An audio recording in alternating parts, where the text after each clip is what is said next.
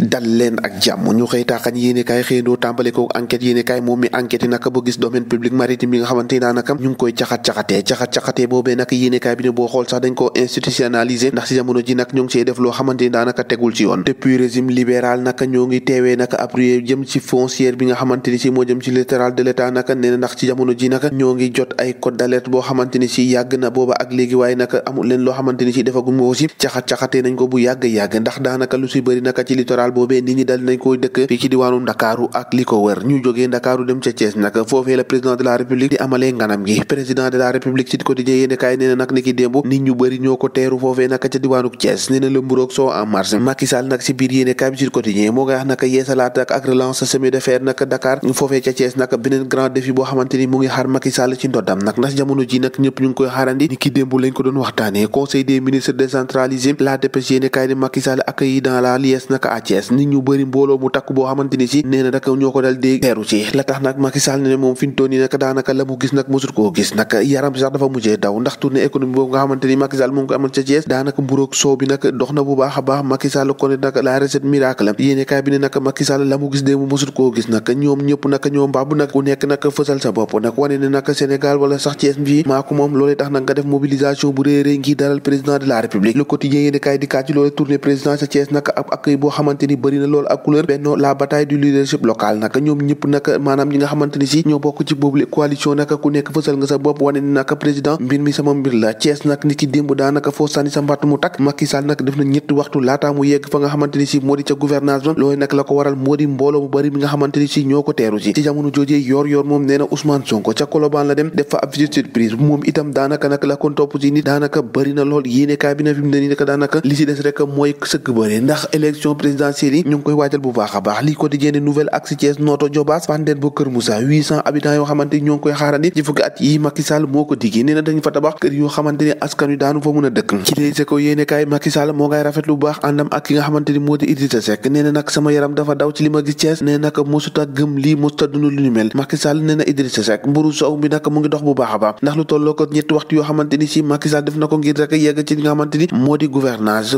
révélation yi nga xamante ni Idi defoon na ko Sonko nee na projet chef de l'État ak opposition torpille nag jàppale nag moom mburoog sow bi Idrissa Seck la mu xamle rek ci kanamu maire bu Thiès nag di Babacar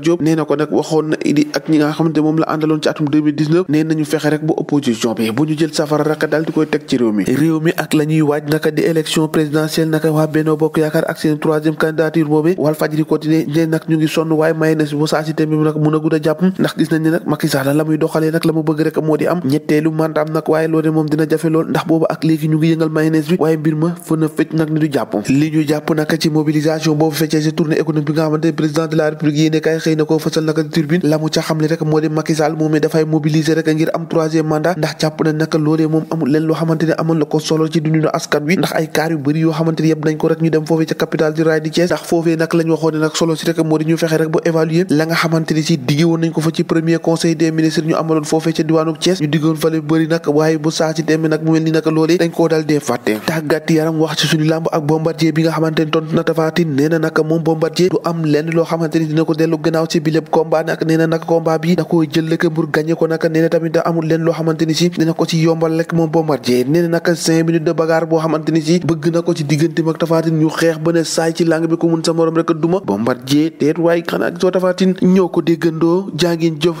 ba ëllëg